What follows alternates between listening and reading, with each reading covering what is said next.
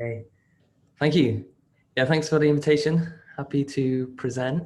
I'm Jordan Norris. I'm an assistant professor at New York University, Abu Dhabi. The paper I'm presenting today is joint with Yuta Takahashi, who's at Hitotsubashi University in Japan. The project is a structural framework for regional macroeconomic analysis. It's still work in progress, so I'm really open to all your feedback or any questions you may have. And yeah, excited to see what you think.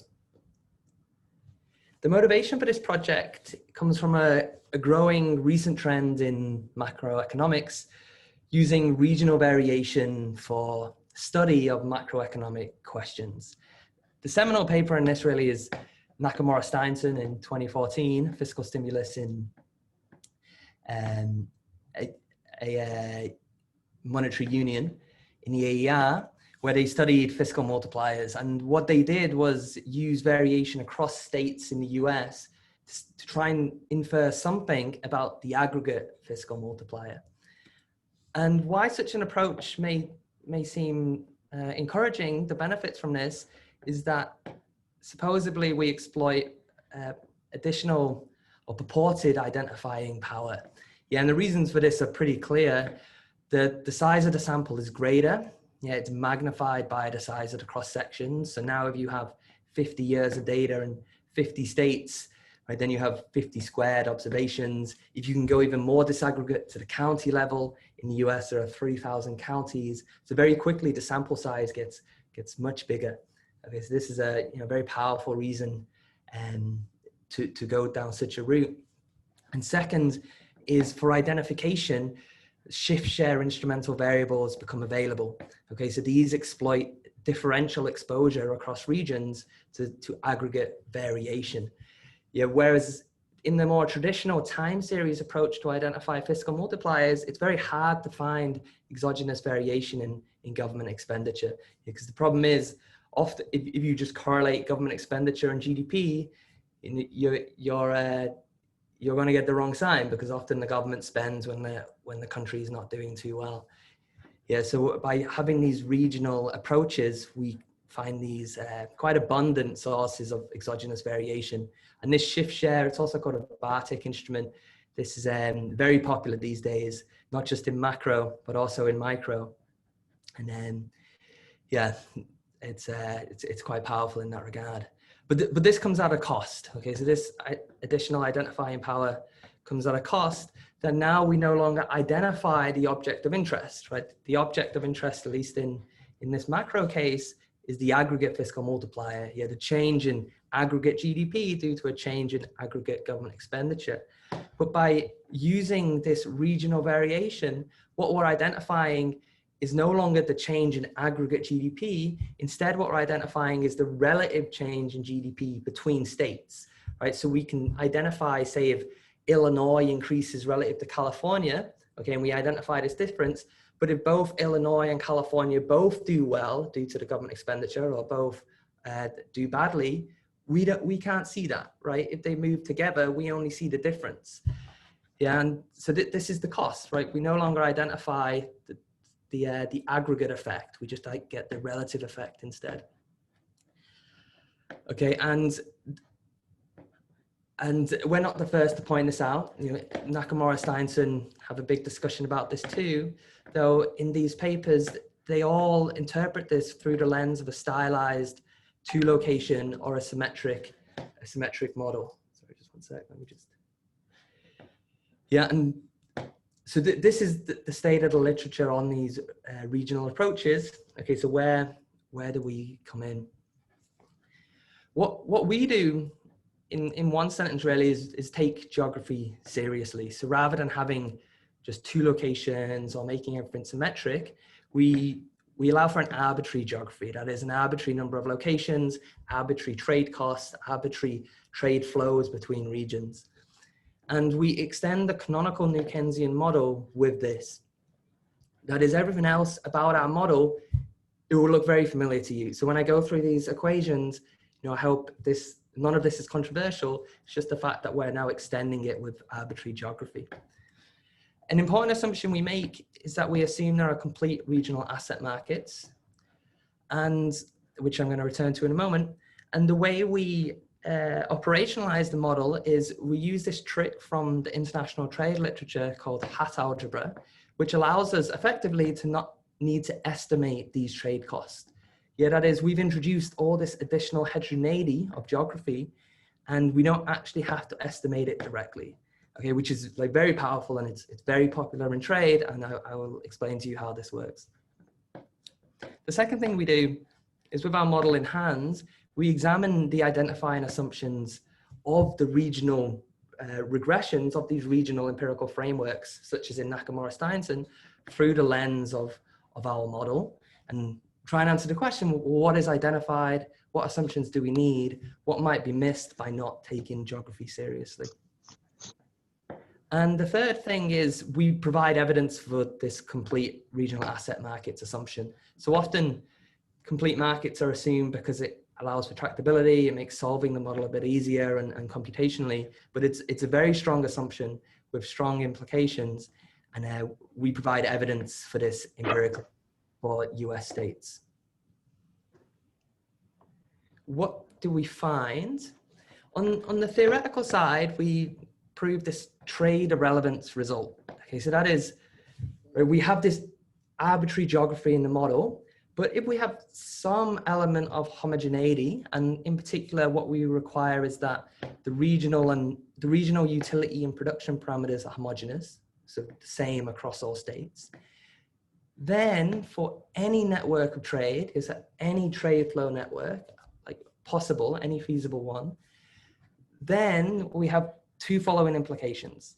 Yeah, that all regions respond identically to aggregate shocks, right? So if the government spends some money and it spends the same amount in every single state or every single region, then under this, what we call unilateral homogeneity, all regions respond the same, regardless of the trade network. If the trade network doesn't matter. And then the second implication is the monetary policy stance also doesn't affect regions differently. Yeah, so whatever the network of trade is, it just doesn't matter. The second thing we find is that geography matters for identification. Okay, so the first thing here is in the regional frameworks, when you run these regional regressions, what I showed when I was referring to Nakamura-Steinson at the start, you run something like regional GDP and regional government expenditure.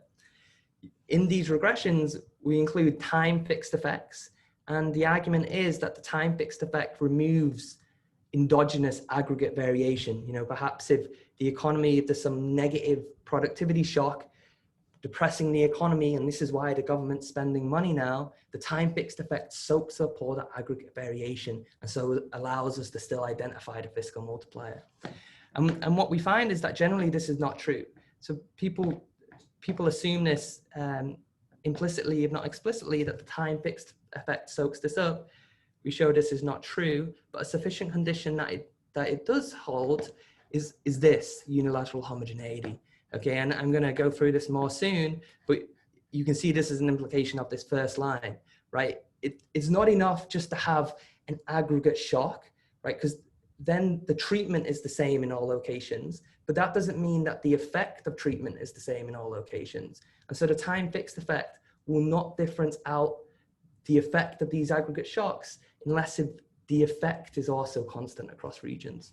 Okay, and unilateral homogeneity is sufficient for that. Okay, but I'll go more into this soon.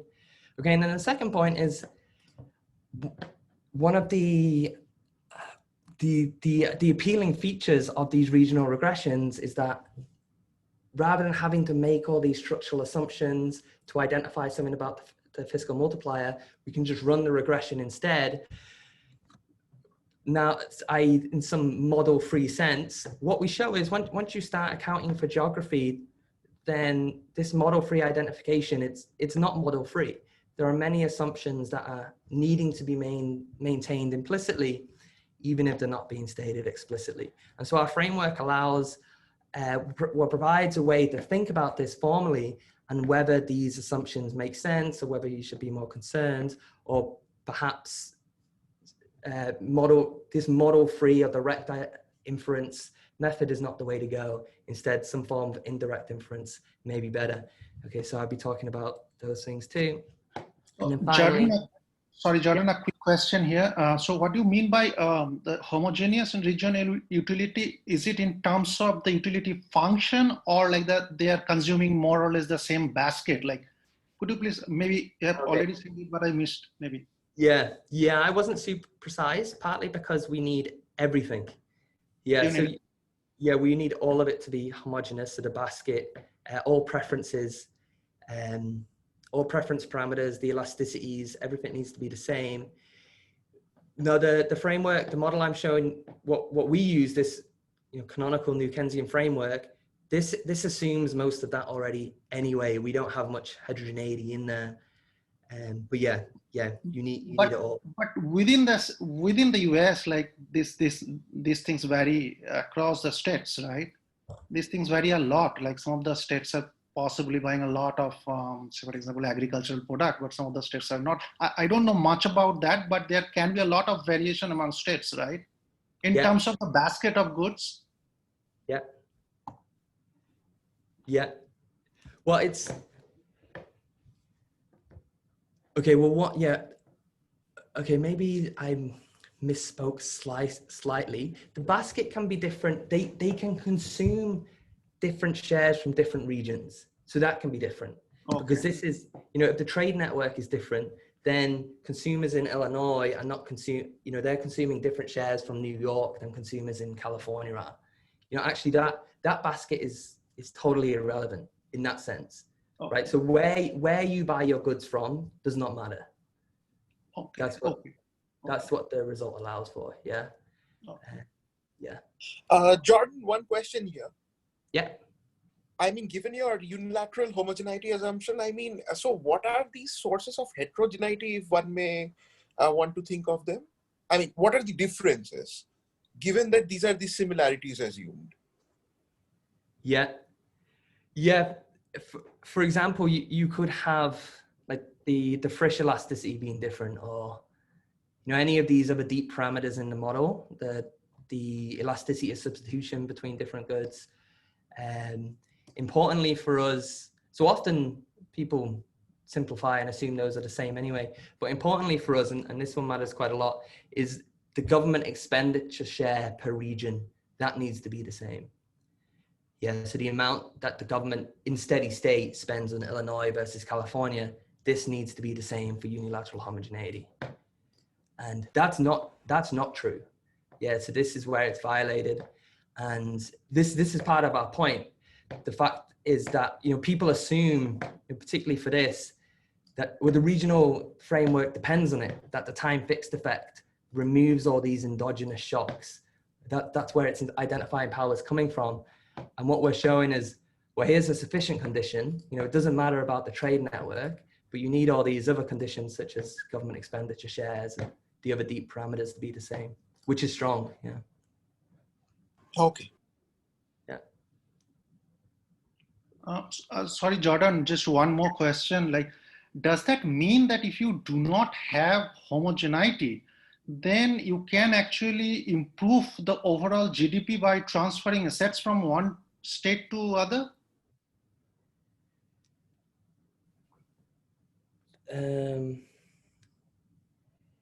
So improve, did you say GDP, like aggregate GDP? Yeah, aggregate GDP. Because spending-wise, states can be different, right? Yeah. And is there any way to improve the GDP by transferring assets? Like if you do not have homogeneity? Yeah, I see what you're saying. Well, even with homogeneity, I'm not saying that's ruled out. Or maybe it would be. Yeah, it's something. This is still something we're working on. We've been trying to derive what's the optimal policy, like what's the Ramsey problem related to this, and saying something generally is pretty tough. But that's something we should look at. Yeah, for example, if a transfer is not zero sum, yeah, if you can just spend like $1 less and $1 more in Illinois, does that increase aggregate GDP? Yeah, I don't have an answer for that right now. But that's what you're asking, right? Yeah. Thanks. Yeah. But yeah, even to that, like something about the fiscal multiplier that's always been curious to me is we don't care about aggregate GDP. Really what you want is aggregate welfare of some way. And so this now depends on, well, where's the inefficiency coming from? Is there, you know, some other distortion? And so even then, yeah, to be more relevant, we want to speak about that. And yeah, so this is something we started on, but we're still working on. Okay. Thanks, John. Okay, then the final point is regarding the complete market assumption, and we provide strong empirical support for this, so for optimal risk sharing across states in the US. Okay, the literature review, in the interest of time, I'll skip this, but if you have any questions, I can refer back to it. Okay, the outline for the rest of the talk, I'll first present the model, so our regional New Keynesian framework. Then I will give you the complete markets test, so supporting our assumption of complete markets that we use in the model. I would then show you what our model implies for shock propagation regarding fiscal multipliers and this trade irrelevance result. Then what it implies regarding identification in these regional empirical regressions that are becoming quite popular in macroeconomics, and then conclude. Okay, starting with the model, quick overview of it. There'll be n regions. In each region, there are 3 players.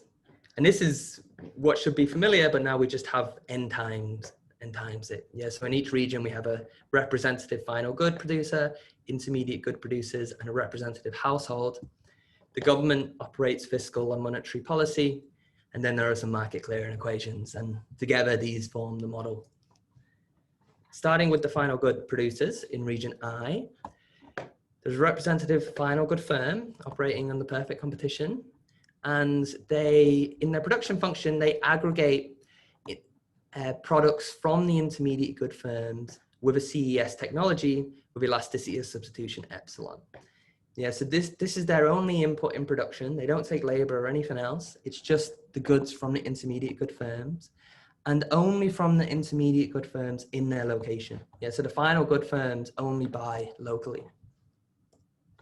They then maximize their profit given the prices of the intermediate good firms. And from this, we derive the intermediate good demand. Okay, so nothing is too new here. But a distinction, what is important is that the price index in this is the PPI price index. Okay, so this is the CES aggregate of all the prices of the intermediate good firms in region I. That's this PI. Okay, so as I'll show you very soon, this is not going to be equal to the CPI. Okay, what about the intermediate good firms in region I? These are monopolistically competitive. Their technology, they have productivity A, which is going to be stochastic. Okay, so there will be uncertainty in the model. And they combine labor and intermediate goods using Cobb-Douglas, where zeta is the value added or the labor share. The intermediate inputs are also a CES aggregate, but now with CES, elasticity of substitution sigma.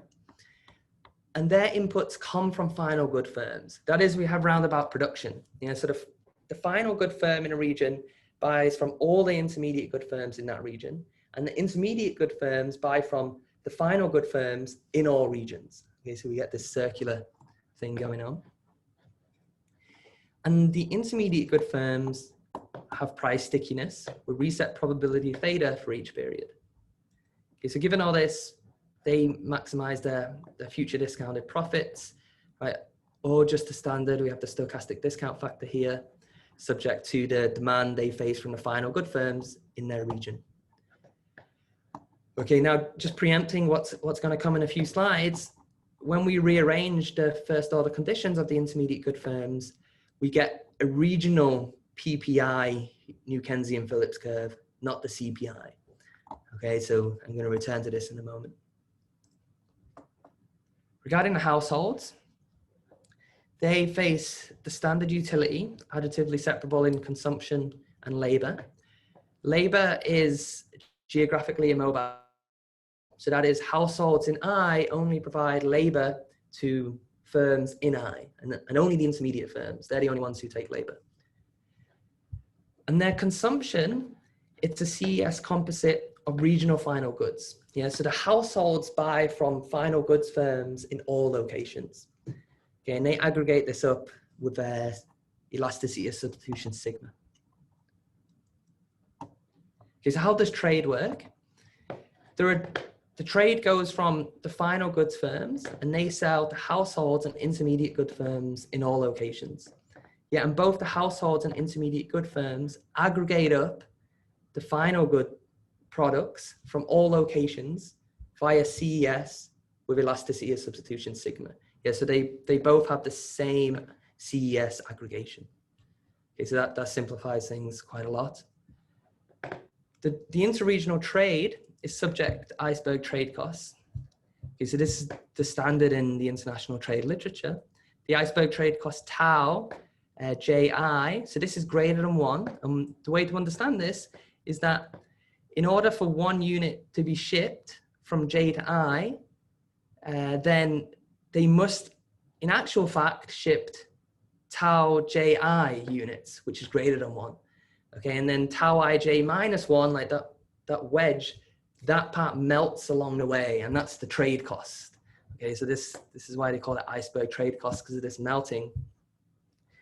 And what this means from a no arbitrage condition is that the price, the bilateral price selling from J to I is equal to this trade cost tau JI times by the production price or the PPI. Yeah, so that is, if you face greater trade costs, right, greater tau, then you have to pay greater price to consume those goods. Okay, with this now allows us to define what the CPI is. Yeah, so the PPI is the aggregation, or is the price index of all the prices within a region of the intermediate good firms. And the CPI, on the other hand, is the price index that the household faces. Okay, so from its CES aggregation across all regions. So what we see is the way these are related, the CPI is equal to a CES aggregate of the PPI in all regions weighted by the trade costs. Yeah, and this price index is the same for both the households and the intermediate goods firms. Yeah, because they both aggregate their inputs using the same CES function. Okay, so with that, let's go back to the optimality conditions for the household. They maximize their utility subject to the following flow budget constraint. Okay, and what is this? They have the total consumption expenditure. Okay, and this is from all regions. Yeah, just cast in the form of the ideal price index times by the utility from consumption. Then they're able to buy Arrow de Breu securities. Right, so there's a complete market for these across all states. Remember, there's uncertainty in the model due to stochastic productivity. And their income, right, is their asset standing from the previous period, their labor income, then any tax transfers that they have to pay. Okay, and with these Arrow de Breu securities, because we assume that trade is frictionless across regions in the securities, right? So we have friction, there is frictional trade in the goods market, but frictionless trade in the asset market. Because it's frictionless, this means the prices of these securities do not depend on I, right? They're the same across all locations. Okay, so when the household maximizes its utility, we get some pretty standard looking first order conditions. But the important thing is now, because of these complete markets and because it's frictionless, then we get the so-called Backus-Smith equations. Okay, so this this is also noted in Nakamura-Steinson, which gives this intuitively. What is this? It's that the marginal rate of substitution is equalized across all states and all regions. Yeah, so the idea is here that because now you have this complete market of securities, what do you do in each period? Well, you can completely hedge all your risk, both the upside and downside, right? Maybe some periods you get less income because there's a negative productivity shock. You can hedge all this risk away using these Arrow de Breu securities. And the optimal way to do this equalizes your own marginal utility per dollar in each state of the world that you're going to face tomorrow. And because all regions face the same price for these securities, these are then equalized across regions too. Jordan, just a quick question. I'm sorry. So TTI. That makes life simple. If it is proportional, then your WT over PTI will have that term, right? The PTI, I'm saying, the taxes, that the transfer that you have, yeah, that is just a lump sum kind of transfer that you assume. Yeah. It does not depend on the wage or whatever the labor that you have. So if you have that, is that going to change the result like by a huge amount, or you can still handle that and this transfer amount? Like suppose if it is wage dependent transfer or taxes, whatever it is. Yeah. So does that change the result if you do not have that as a lump sum? That's my question. Yeah, what changes if you have a labor tax instead? Then this has been studied quite a lot in literature, and this reduces the magnitudes of the fiscal multipliers. The idea being like pretty intuitive, right? Yes. Now you're discouraging work. For our results, I don't think it changes anything. Let me check on that.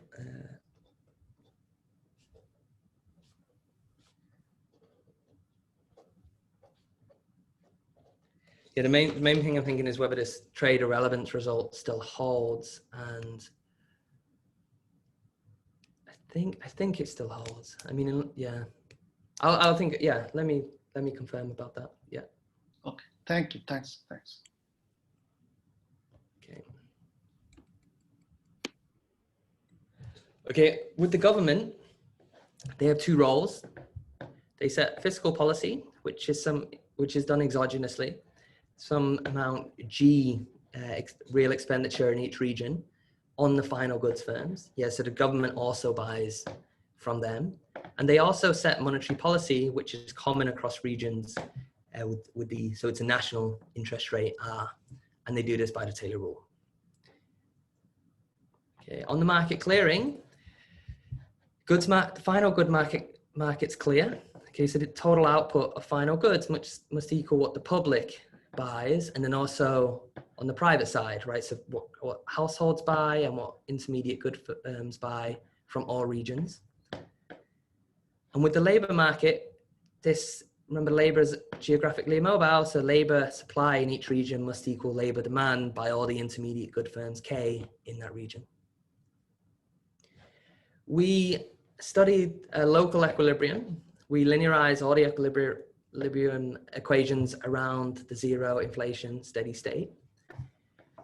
Okay, which also is pretty standard. But the two substantial changes compared to a single region New Keynesian model is that now, because these regions are all interconnected with each other through trade and security markets and joint government policy, now the equations of motion for each region become deeply interconnected.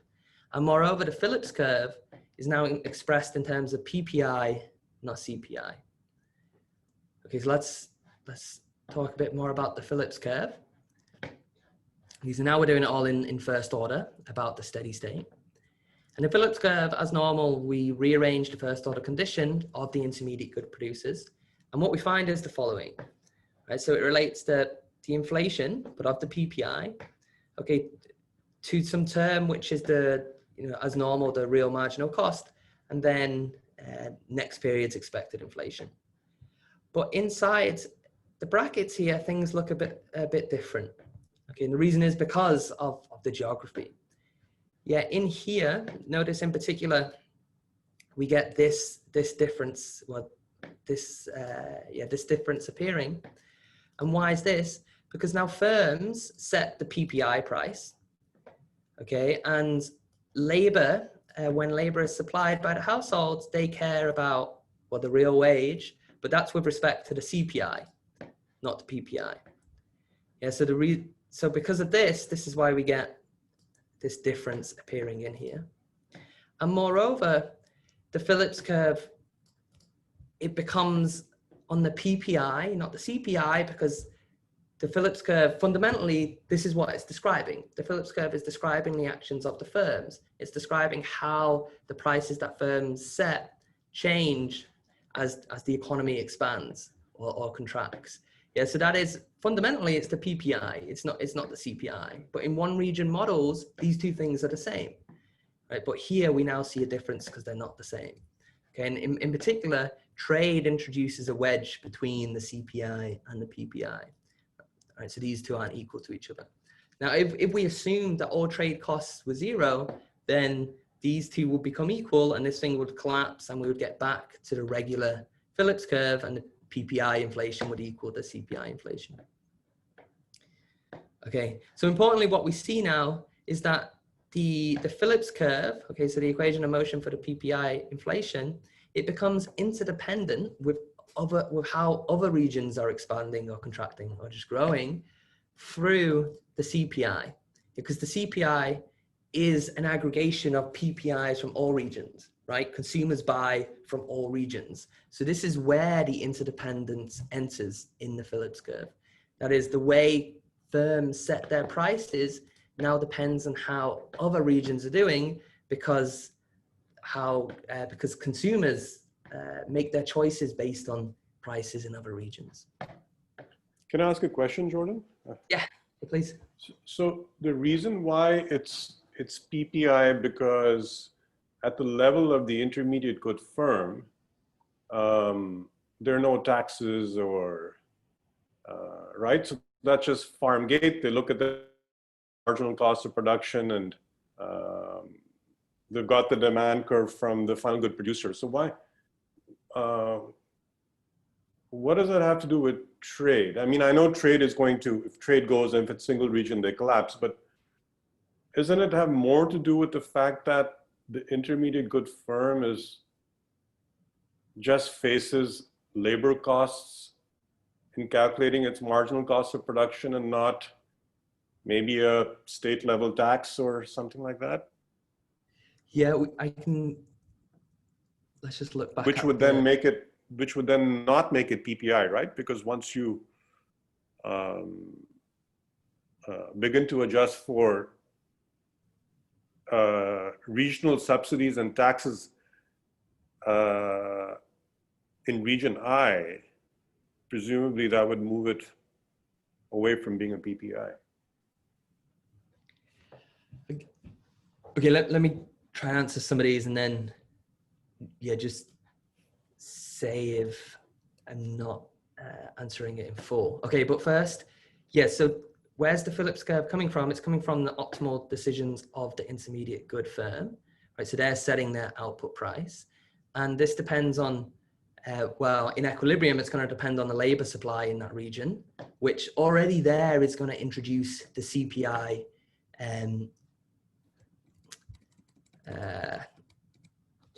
which already introduces this CPI term here, yeah, because that's how the consumer's deciding how much labor to supply. But then, but then this also enters in here because the intermediate good firm is also buying intermediate inputs, which is a function of the CPI. So that is that the marginal cost that the intermediate good firm faces is what's in the brackets here, because this becomes a function of the real wage in that location, which is a function of the CPI. No, my question is, why are these iceberg trade costs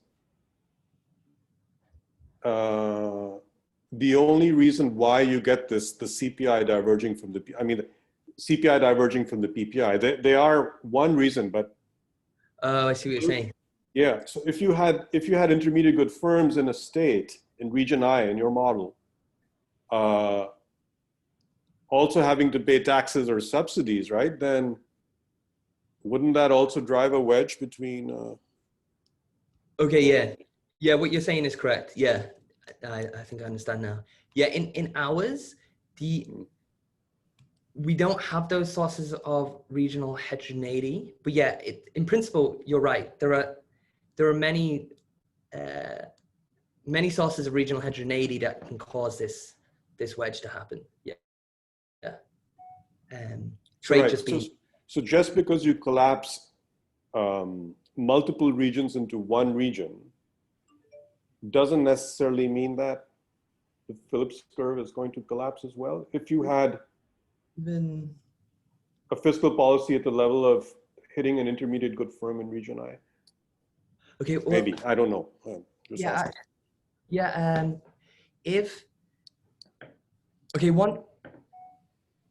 Once trade costs go to zero, then the consumption bundle from each region is going to be the same in our model, right? We don't have any other forms of preference heterogeneity, but you could have other heterogeneity on the firm side. But that is once the trade costs go to zero, then for all regions, now space no longer matters. Like every other region relative to them is the same. You know, so if you're in California, buying from New York is the same to you as buying from Oregon if there are no trade costs. It doesn't really matter at that point. And the same is for every other state. So once trade costs go to zero, then the consumption bundle in each state also becomes equal. Yeah, so then the CPIs are going to be the same. And then, right. But then the PPI, could that still be different? Yeah. Anyway, go on. Yeah. We can talk. Yeah. All right. Sounds good. Let me just take a note of that.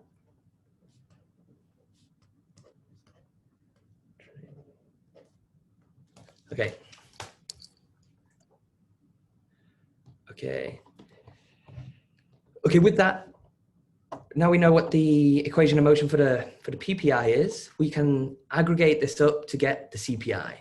Right. So we already have what the CPI price index is in terms of the PPI price index in all the locations. So we can take we can linearize this and then take it in differences to get the inflation. Okay, and from here, this shows where this exact hat algebra is coming from. Okay, so the trick from the trade literature. When we have it in levels, to relate the PPI to the CPI, we need to know what the trade costs are, the taus. But as soon as we put it in, when we log linearize, now the taus become replaced by these lambdas, which are the import shares. Okay, so lambda becomes a sufficient statistic for the taus.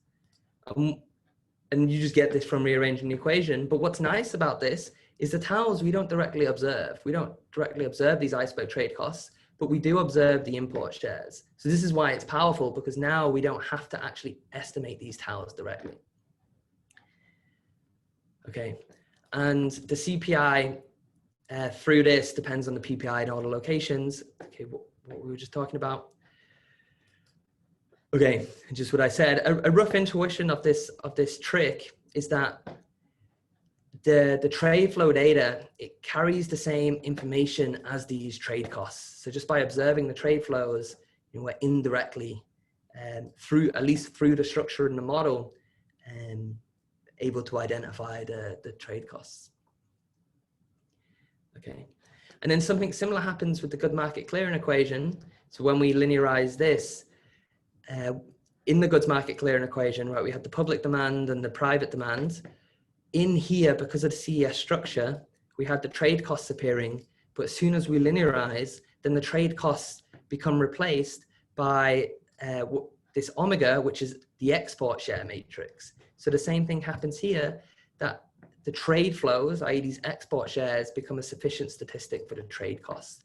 And so because when we solve the model and compute counterfactuals, we do it all with the first order form, we don't ever actually need to say what the taus are, we just need to say what these trade flow matrices are. And these are observable. So this is where the power comes from. This is summarizing all the equations. I didn't go through them all in detail, but most of them are the same. The only ones that really differ, we have the risk sharing condition. This is coming from the complete markets, the PPI, New Keynesian Phillips curve, and then the goods market clearing equation, which I just showed you. Okay, so that's the model. Now let me go through the complete test of, the test of the complete markets. Okay, so the way we do this, we adapt the test by Fitzgerald in 2012. And the way it works is we take this CES, this form for the import share, which comes from CES. Okay, so the import share just equals the ratio of the prices. So the import share from I to J is the ratio of the prices that consumers in J have to pay, which is in the denominator, sorry, in the numerator, and then relative to the price index in J, which is in the denominator. Okay, so this has come from CES, and when we log linearize this, we get this form. And if this in this form, this in the trade literature is called the gravity equation. Okay, so it relates the import matrix to trade costs and then an I and a J specific term. So we can just replace these by fixed effects, right? These phi and psi's, and now just run this regression. Okay, so in the trade literature, this is a very common regression to get the effect of trade costs, often proxied by distance on trade. Okay, and the coefficient on that is related to the elasticity of substitution. Okay, so what did Fitzgerald do? Like, this equation has not imposed anything about the asset market structure at this point. But if we do put in the Backus-Smith equation, which came from the complete markets assumption, then we can substitute out this PJ using this equation. No longer let's put in the fixed effect, let's just put in this consumption instead. And so we can now run this equation. Okay, and so we can test whether we can reject this specification against the null of this specification. We can just run an F test on this because this equation nests this equation. Yeah, this one's more general because we've just replaced this final term here by a JT fixed effect. Okay, so to do this, the data we need data on trade flows, this import matrix, which we take from the commodity flow survey. So we do this for the states in the US. For trade costs, we can't observe these directly, but what's standard is to use distances. So we use various measures of distance between states in the US, which we take from Anarchilakis. And then we need personal consumption expenditure, which comes from the BEA. Okay, so here are the results. There are various specifications here, but what I just want to point you to is if you look at the first column, so this is seeing if we can reject the complete markets assumption against no restriction on the markets. Okay, so those two equations I showed you on the previous slide. And if you look at the p-value, if this p-value is really small, less than 0.05, then we can reject that with 5% probability. But here what we find is under the various different specifications we're trying, I won't go into the details too much about what the differences are. The p-value for all of these is 1. Yeah, that is that we can't reject this, even at the 100% level. Yeah, so that is at any significance level, we cannot reject complete asset markets. Yeah, so that is, right, you can never accept the alternative, you can only reject the null. No, sorry, let me say that again. You can never accept the alternative, you can only not reject it, right? Which are not quite the same thing. But if you can't not reject it, right, with p-value 1, this is the strongest way you can't not reject it. Okay, so this, for all these specifications, we get 1. And then just for a sanity check, we ran it, well, can we reject no trade frictions? Yeah, surely, because this is very strong, right? Assuming there's no trade frictions between states. And here we reject no trade frictions at very high levels of significance. So the p-values here are all small. Okay. Okay, so just summarizing on that, yeah, we can't reject complete markets. Okay, so this is why we go with that assumption. Okay, now let me talk about what our model implies about shock propagation. Okay, we want to know what can we say about shock propagation, given that we have this rich and arbitrary trade heterogeneity in the model, right? In particular, coming from these iceberg trade costs. Yeah, so we allow these to be anything. And there are two things in particular. Can anything be said about aggregate shocks? Because remember, what are we trying to do? We're interested in these regional macroeconomic regressions, and the identifying power there that people, that is claimed is that aggregate shocks get differenced out by the time fixed effect. So we want to know, well, given our model, we allow for this rich regional heterogeneity. Is that a reasonable thing to assume? Are these endogenous aggregate shocks differenced out? Okay, and then the second thing is about fiscal multipliers. What can we say about that in our model? Okay, so this is where our trade irrelevance result comes in. And the definition we need is unilateral homogeneity. Okay, so what's this?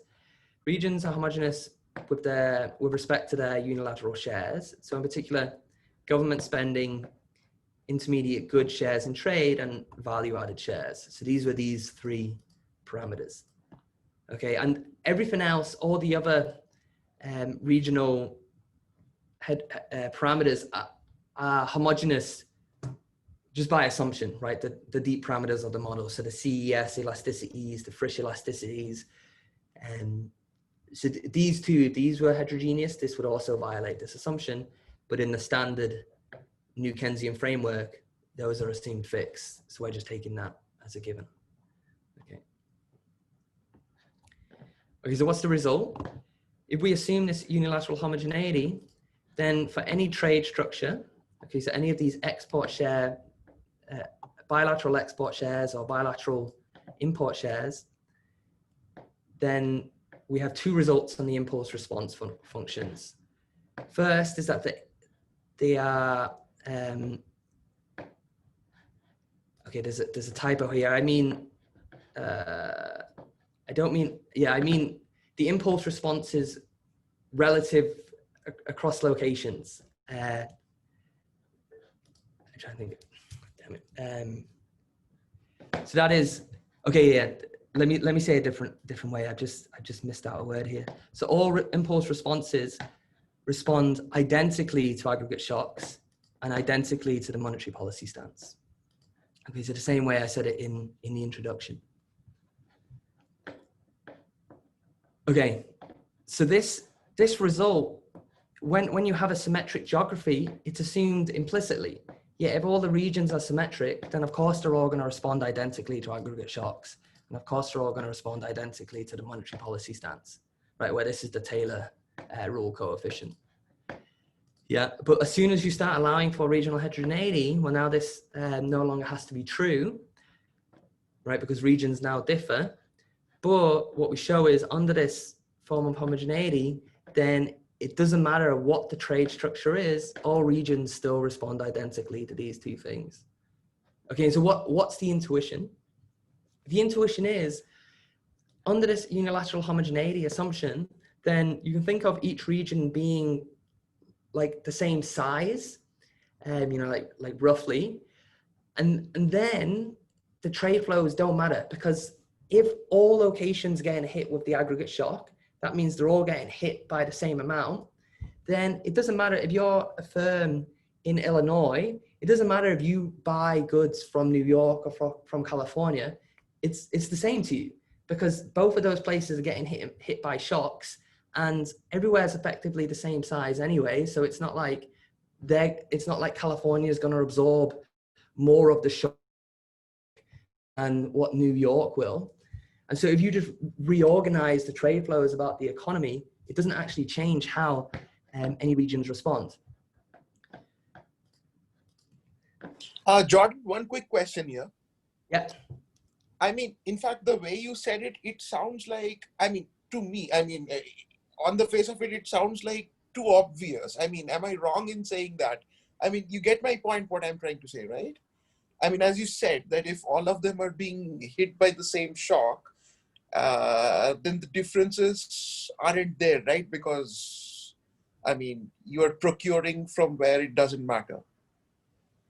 Now, what's the role of this assumption then? I mean, without it, what would go wrong with this intuition? Yeah, the simplest case to give where it goes wrong. So one of the things that needs to be the same as the government expenditure share. That is, each region sells some of its goods to the government.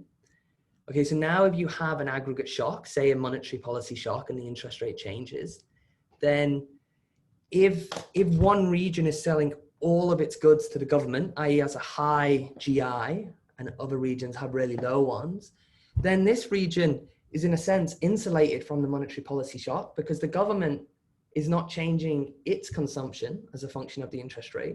But all the states in the US, if the interest rate goes up, then they're going to depress their demand. Yeah, so you can see here how selling to the government, insulates you from the monetary policy shock because they don't change their consumption. The government doesn't change their demand as a function of that. And to build on that, I mean, to what extent could you, I mean, would you, if you were to make this assumption slightly more relaxed, I mean, till what extent would you be able to go still getting the result? So by more relaxed, you would want some of these to be violated? Yeah, in some way, like in expectation, things are the same or stuff like that, Like all the GIs are literally not the same. Yeah. But these aren't random. So when you say that, they are not random, yes. But suppose across the eyes, you were to draw them independently, randomly, something like that. Would you expect your result to continue to hold or something? Maybe. In expectation. So if you took an average over many calibrations of the economy. Yeah, something like that. I mean, would you just expect, I mean, certainly it may not be possible to just say it off the top of your head. Yeah.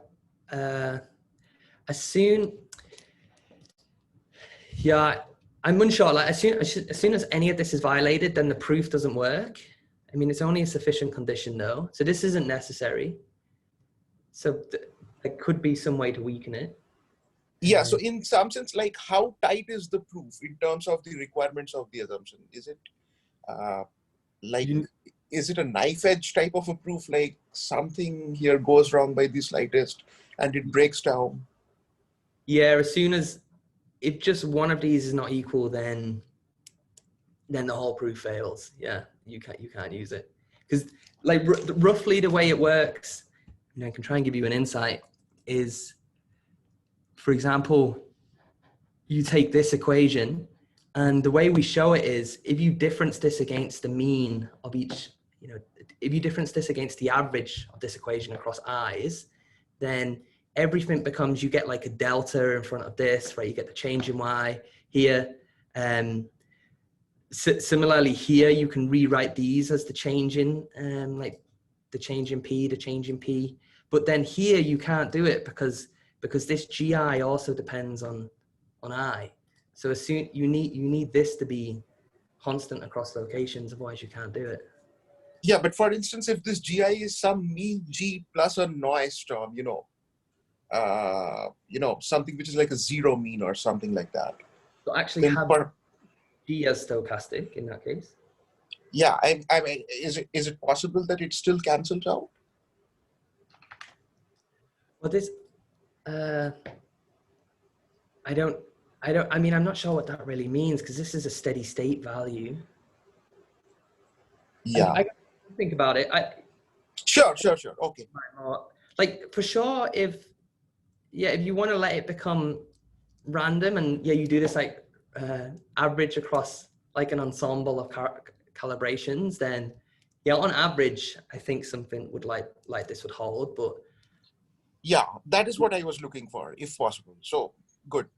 we need to think more about like what that means intuitively or practically. I'll take a note, and yeah, thank you. Okay. Okay, so that's the trade relevant result. I'm going to come back to that when we talk about the identification. Okay, now let's talk about the fiscal multipliers in this model. Now that we have many regions, you have to be a bit more precise about how to even define the fiscal multiplier. Okay, so this is the way we do it. Here we do for each bilateral pair, we look at, well, what's the change in real GDP in location I from a fiscal shock in region J. Okay, and given that we don't observe the actual shock, the way we formulate this is deflated nominal expenditure in the denominator. Yeah, because in the regression too, when you try and estimate and run these things, you use this, not the actual shock, because the shock you don't observe. Okay, and so this is taken with just the exogenous shock being in location J. Yeah, with all the other shocks being 0. Oh, sorry, that's a typo. That should be equal to 0. Yeah, so what is this saying? This is saying what's the change in GDP in I due to a shock in J, and yeah, what's that like bilateral fiscal multiplier? Okay. So from this impact matrix, we can define a few terms. The diagonal of this is just a local fiscal multiplier. Yeah, what's from spending an additional $1 in Illinois, what's the change in Illinois' GDP? Then we have the relative fiscal multiplier. This is often what people say is identified in regional regressions. And this is simply the local fiscal multiplier, but minus the average of how all the other regions respond. Okay, and given in the regional regression, we're using this relative variation. This is why this becomes the relevant object.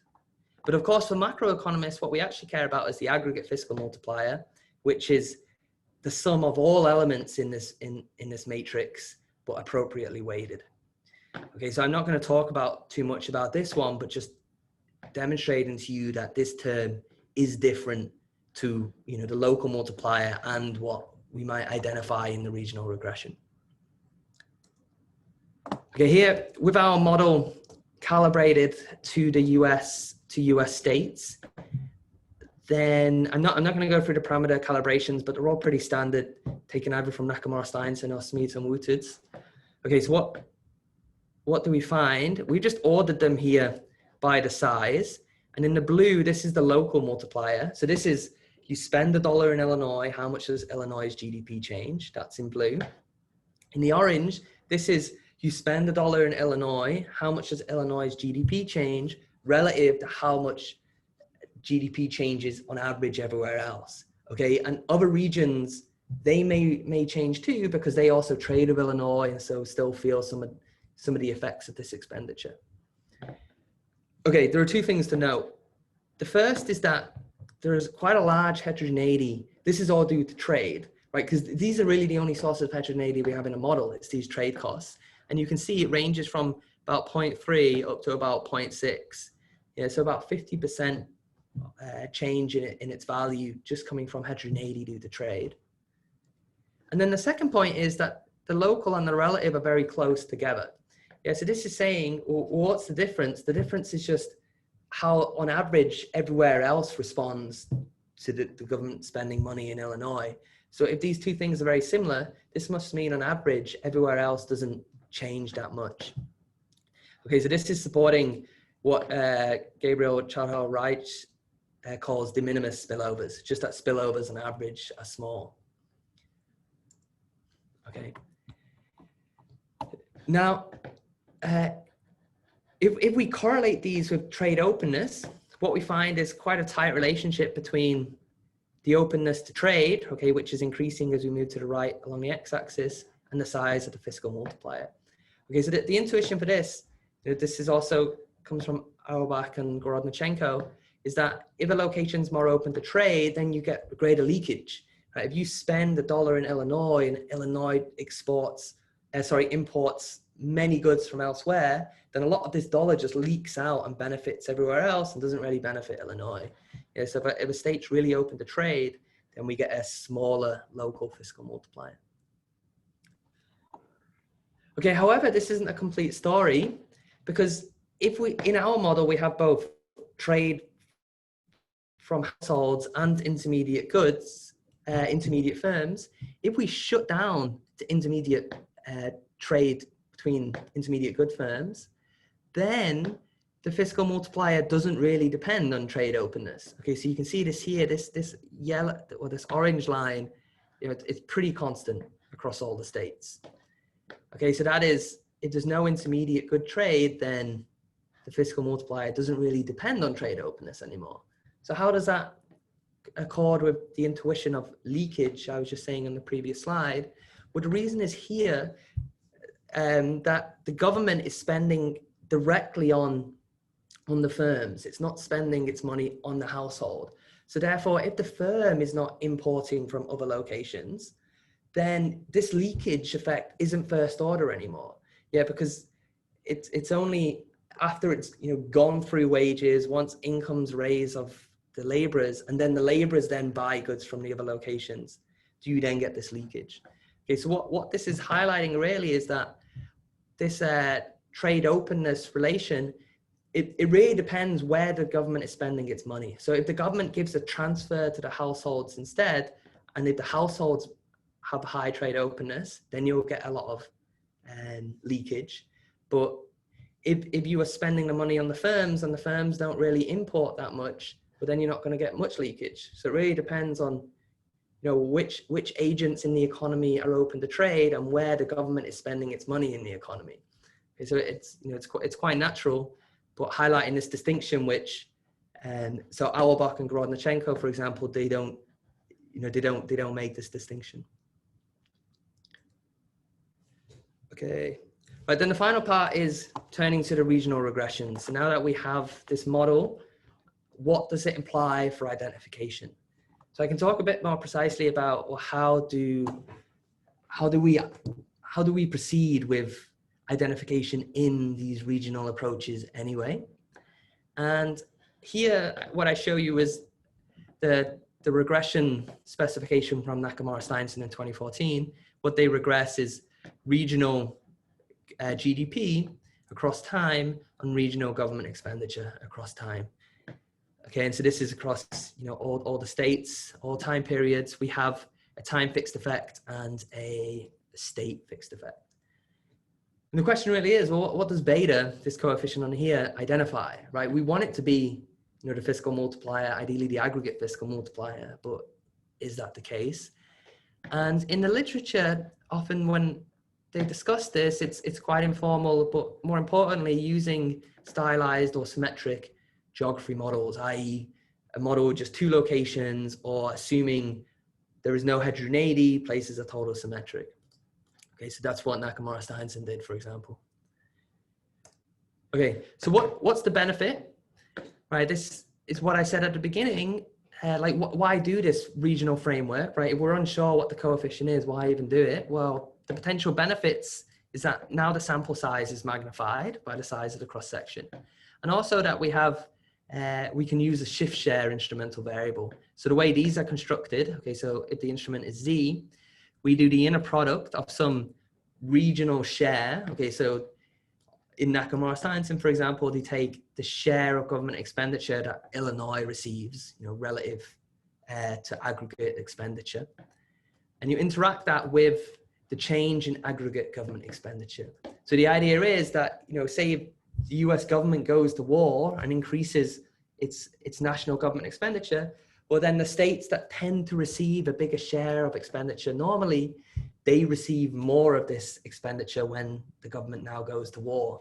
Okay, and so they receive a bigger shock through the instrument. So that's roughly how the variation that the instrument is capturing. And for it to be valid, right, so for this instrument to remove any endogeneity, what's claimed is that this shift share instrumental variable needs to only be exogenous with respect to regional endogenous shocks, right? For example, regional productivity shocks. Importantly, it can be that the instrument could be correlated with aggregate productivity shocks. And the reason for that is because we have this time fixed effect in a regression, these aggregate productivity shocks are differenced out. Yeah, because they don't depend on I, they don't depend on a region. So if you just do like a difference and difference framework, then these shocks are gonna be differenced out. But this is not true. Generally, this is what we show, that the time fixed effect is not sufficient generally to difference out these aggregate shocks.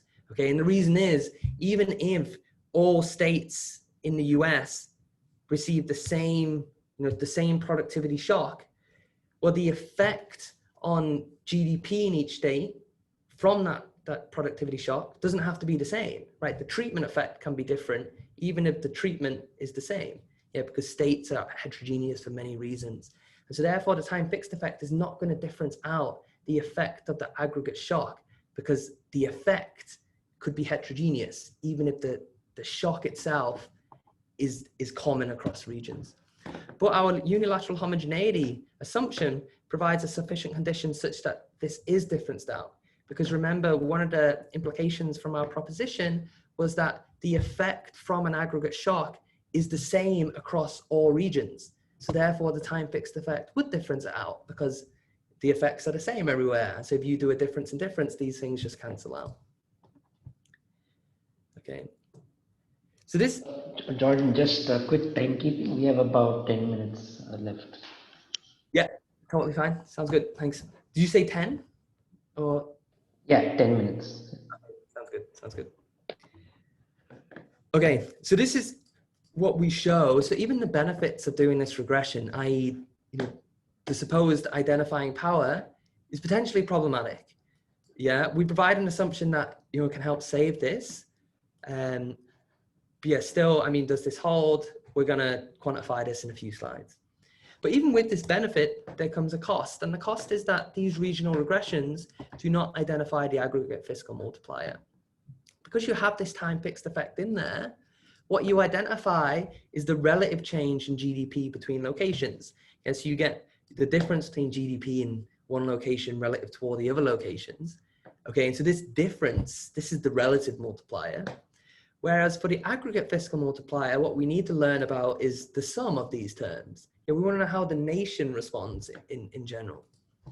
So this is a problem, right? For macroeconomists, we want the aggregate, and instead we're getting just the relative difference between regions. Yeah, that is, this could be zero, right? Everywhere could respond the same, but the aggregate multiplier could still be very big, right? But we wouldn't know. In the literature, again, this is known. The literature to help save this, well, this relative multiplier might still be useful. Okay, so if maybe there's interest in the relative effect per se. You want to know whether the government does give a stimulus. Did Illinois respond more than California? I mean, that's still a question that you might be interested in. Okay, so there you would do, you just run the regression, get the coefficient, and you just see, right, what is this relative effect? What's the magnitude of this? Okay, so that's like the model-free or direct approach. Alternatively, you could do an indirect approach where you just use this coefficient identified as a moment to match to a structural model, and then use the model to back out the aggregate multiplier that you are actually interested in. Okay, so that is, even though you're not actually identifying what you want, you can still indirectly try and back this out. But then the question still is, well, is the relative effect even identified, right? So if you're directly identifying that, is this true, right? Is this intuition actually the case? And then are we matching, in the indirect case, are we doing the match correctly? Because if you're using the model to simulate the relative multiplier, but you don't actually identify the relative multiplier in the regression, then your indirect inference is going to be violated too. So what we use our framework to do is to formalize how to even think about this. Because often when, in the literature, it's quite an informal discussion. Identification is not really precisely talked about. So here we take inspiration from microeconomic literature and take an approach that's more similar to them, and to think more carefully about identification. Okay, so this is the result. So what we do is we take this coefficient beta in the regression, and we take the limit point of this using the law of large numbers, and then decompose it into various terms that are intuitive and have some meaning to us, and then interpret each of these. Okay, so we first of all decompose it into the effect of interest, right? The object of interest, a relative multiplier, and then everything else is a bias. Yeah, because we want to get the relative multiplier. If beta doesn't equal this, right, all these other terms constitute the bias. Okay, and so each of these terms, they have some intuitive meaning. And what we've done is provided an assumption familiar from the literature such that each of these is zero. So we provide sufficient conditions for these to be zero. Okay, so what are these terms? Let's start with the terms in red. These are the endogenous terms. These are coming from the fact maybe the instrument is correlated with productivity or other endogenous shocks. Okay, so that is, these red terms are a function of unobserved shocks. And so what are these two terms? Well, the regional endogeneity, this is if the shift share instrument is correlated with regional productivity shocks. Okay, so without going into too much detail, like, well, should that be true or not? In all these regional specifications, that's the assumption that they're running on. That's why, that's what makes the shift share IB valid.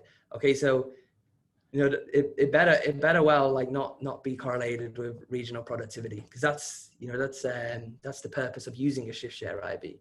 Okay, so often empirical researchers, they spend a lot of time trying to develop good ones such that this, you know, this is not violated. Okay, so this is nothing new. You know, this we should not be surprised about seeing that. What's this aggregate endogeneity? Well, this is the term that the time fixed effects is supposed to take care of. Yeah, it's supposed, the aggregate shocks are supposed to be difference down. But what I've told you already is that in general that's not true. But a sufficient condition such that it is zero is unilateral homogeneity. Okay, so for us to identify, you know, this relative multiplier, we need these terms to be zero. This is all falling on the IB strategy. And if you're going to use a shift share instrumental variable, then, I mean, implicitly, though, you know, this hasn't been recognized, you need some other assumption such that the time fixed effect works, that it removes all the aggregate endogeneity. Okay, so let's say these two are zero. You know, good IB strategy, these two things are valid. What are the blue terms? All these blue terms remain due to the heterogeneity in the model. Okay, and these appear because in the regression, we just regressed regional GDP and regional government expenditure and just had a coefficient beta, right? In reality, of course, this beta, it should be heterogeneous, right? Fiscal multipliers, I showed you in the graph earlier, local fiscal multipliers are heterogeneous by state. It depends on the amount of trade they have. Also, many other things we didn't model. So the fact that we're not accounting for this in a regression generates these additional sources of bias. Okay, one coming from the fact that local fiscal multipliers are heterogeneous. We're not accounting for that in the regression. One's coming from the fact that there are spillovers between regions. Spending in Illinois also affects GDP in other states. We didn't account for that in the regression. So we get a bias due to this. Also, there could be state dependence. Spending last year could affect GDP today. We didn't put any lags in the regression. So this also appears here. Now, the assumptions such that these are zero, so relating this to the literature, if you have lead lag exogeneity, then state dependence, this bias is zero. De minimis spillovers, so this is effectively assuming spillovers are zero, so this term would be zero. For local homogeneity to be zero, this will be really strong. You need all the local fiscal multipliers to be constant. And I showed you the graph before, and they're clearly not, right? About 50% of the variation in magnitude just came from trade. So this is to say that these three terms, it doesn't matter how good your IB strategy is, these biases are not going to be affected by that. Okay, but they can be approximately controlled for by including lags, right? So temporal lags or spatial lags. This local effect, I mean, this one's more problematic, but this is all to say that if you're trying to take a model-free approach and just run that regional GDP on regional government expenditure, if you want to identify the relative multiplier, all these terms need to be 0. But if instead you're doing an indirect approach, you only need the red terms to be 0, because these blue terms, these are a function of observed, of the observed fiscal stimulus and the model's sufficient statistics. So you can just match, when you do the moment matching, rather than matching it to the relative multiplier, you match it to the sum of all these 4 terms. Because in the blue terms, it's just the fiscal stimulus anyway, right? You can't match it to the red terms because now you need to take a stance on how productivity is changing, right? And well, that we don't know, okay? And that's going to require even additional assumptions to go down that route. Okay, so this is really saying, I mean, as macroeconomists, and we tend to do more structure anyway, but model free is never model free. To be valid with the model free, to be valid and model free, well, I mean, you're assuming all these terms are 0, and that, you know, that's a strong assumption. But when you write the model down, okay, now we really see what's going on behind all this. Okay, so I just want to, just before I end, we quantify these terms. So let me just show you the final 2 slides. So what we do is we use our model to simulate the data, and with the data simulated, we now know what the true relative fiscal multiplier is, at least, you know, given our calibration of the model. And so now we can see, well, what are the sizes of each of these biases? What do we identify? Just get a sense quantitatively, do these things even matter? Okay, and this is all preliminary. So the numbers, yeah, at the moment, yeah, we're not like putting anything too important on it, just we're still updating this. Okay, and what we do is we include 1 temporal lag in G. So this state dependent term isn't too important. Okay, so what do you see here? This left is the value of the relative multiplier. So this is the true relative multiplier. It's just above 0.6. And then for the OLS and then for the IV. So under this calibration, notice the overall bias, which is just the difference, you know, for the IV, it's the difference between the IV value and the relative multiplier value. It's actually not that big, but this depends on how, you know, you specify in the model how much government expenditure is correlated with productivity. You know, these things, I mean, we've taken some of these from the literature, but it's highly dependent on what you assume that to be. Okay, but what we can do now is decompose the difference in these biases. So just showing you the proof of the concept, how you would do this. Okay, so this is what we get. So here is the bias for OLS and for the SSIV. Okay, and so each of the colors, the blue ones are all coming from heterogeneity. The red ones are coming from endogeneity. And what do we see? Okay, so first of all, this dark red, or like the, you know, the more, this darker red, this is regional endogeneity. And this is what the shift share IB is supposed to, you know, be designed for, explicitly designed for, to remove all these regional correlations between productivity and government expenditure. And what we can see here under our calibration, but it's doing its job. So this red here has been diminished by quite a lot, right? So the OLS versus the SSIB, the IV is, you know, doing well there. Okay, so that's a sanity check.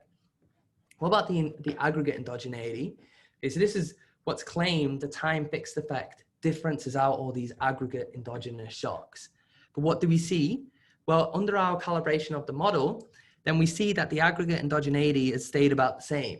So that is the time fixed effects are not differencing out the aggregate shocks. Yeah, that is that unilateral homogeneity is not satisfied in our model. Yeah, that government expenditure shares or these input shares, these are not homogeneous across regions. Okay. And then finally with the blue terms, these are the ones that dominate. So given our calibration, obviously generally this might not be true, but heterogeneity really matters. Okay, so in our model, right, this accounting for all this heterogeneity shows us that, well, under this calibration, these terms really dominate.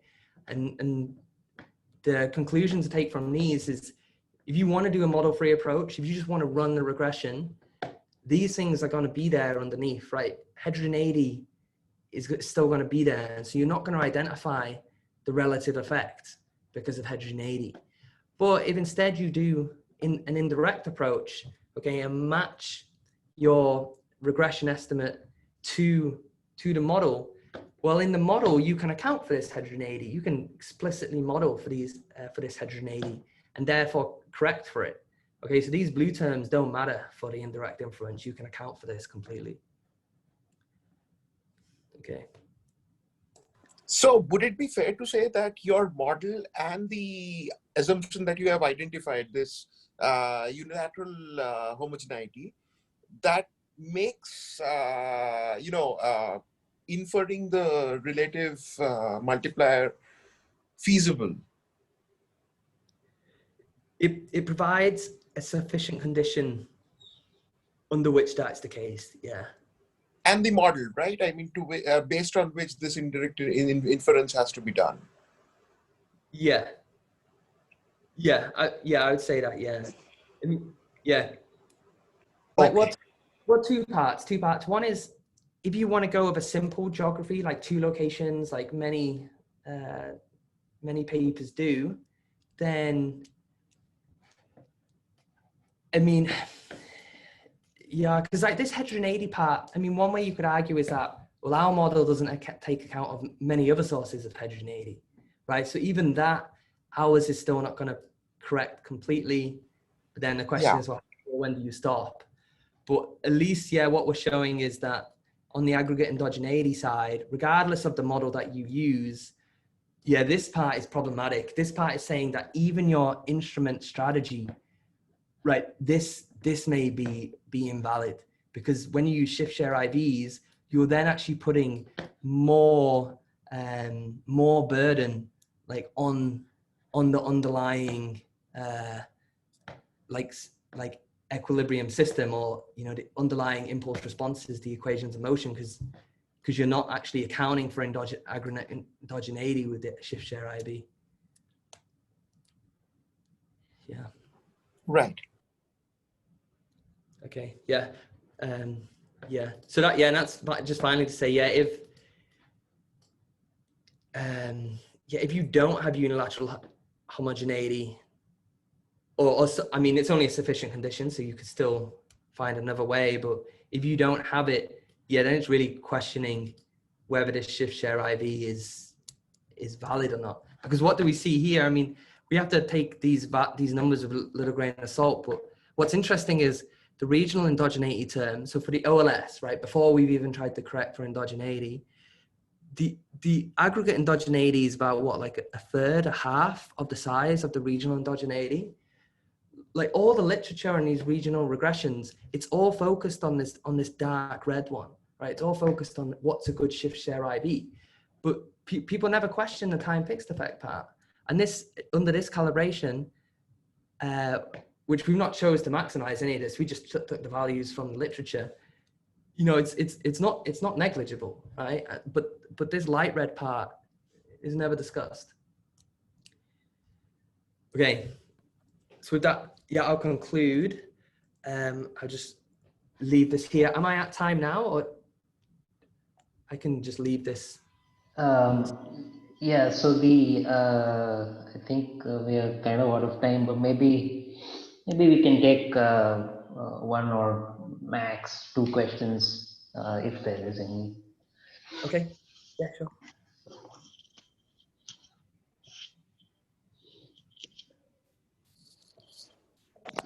Why does the local heterogeneity increase with the shift share IV? Yeah, there's not really a deep response to this, but where this bias is coming from, if the local fiscal multiplier is, so it's coming from heterogeneity in the local fiscal multiplier, and then how this translates to the bias is how that heterogeneity is correlated with the variation in treatment that location receives. Okay, so this is always the way like OLS and IVs weight their treatment effects. So it's always, if a location receives greater share of the variance, then that location's treatment effect will contribute more to the estimated value.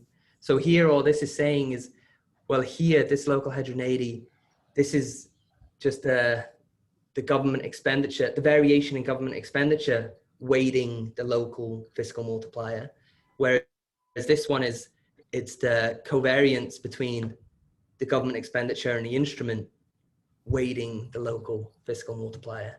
So it's just that those covariance matrices are different, and yeah, here it just seems to weight it higher. But I don't think there's any really deep thing to take from that. Yeah, because it's kind of interesting too when you look at this. So the bias in the IB is even greater than the bias in the OLS, right? The bias in the OLS is just the difference between these two bits. For the IB, it's this great thing here.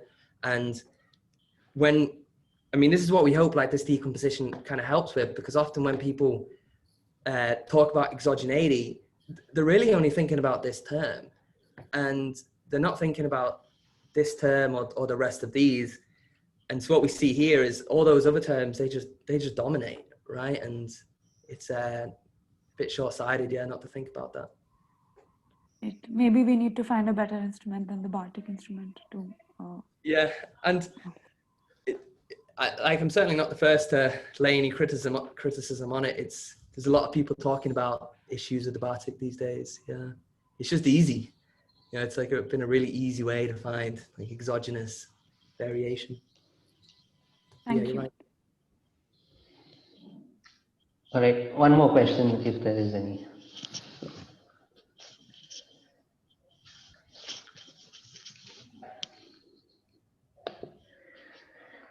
Okay, well, in that case, I want to thank all the participants and our speaker for a really interesting talk.